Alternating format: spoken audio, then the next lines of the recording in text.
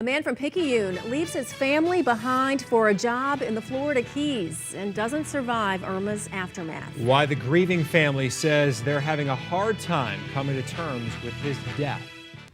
A Picayune wife begged her husband to leave the Florida Keys as Hurricane Irma barreled towards him. Now she's working to bring home his body after he died riding out the storm. As Rob Masson reports, the tragedy occurred just 2 weeks ago after the victim moved there in pursuit of his dream job.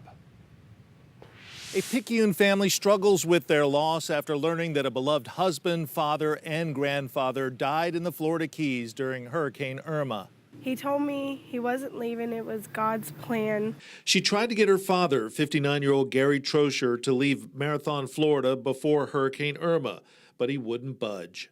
We all talked to him. I mean, on the phone, you know, Gary, come on, you don't have to stay just because of this job. Troescher was just starting a job driving a tourist bus in Marathon, which took a direct hit.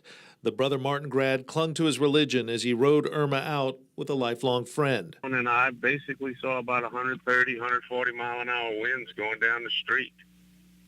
It was pretty scary. The house was shaking. He didn't want to leave the property because he had promised the landlord that he would keep an eye on it. Troescher suffered from diabetes, and though he survived the storm itself, something happened. 3 days later, with food and water running short, his health took a bad turn. Because Gary had injured himself. One leg was swollen 4 times its size. The other one was 3 times its size. And we don't know if because he couldn't walk, if he fell or had a heart attack or dehydrated. The last time I saw him was Thursday morning. And that's when he was laying on the ground, and he told me to call EMS that he had a bad cramp in his left leg. And his legs were probably 2 or 3 times the size. Troescher was airlifted to a Miami hospital where he arrived unconscious.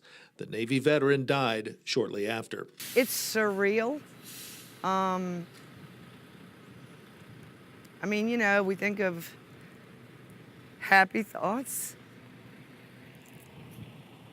And then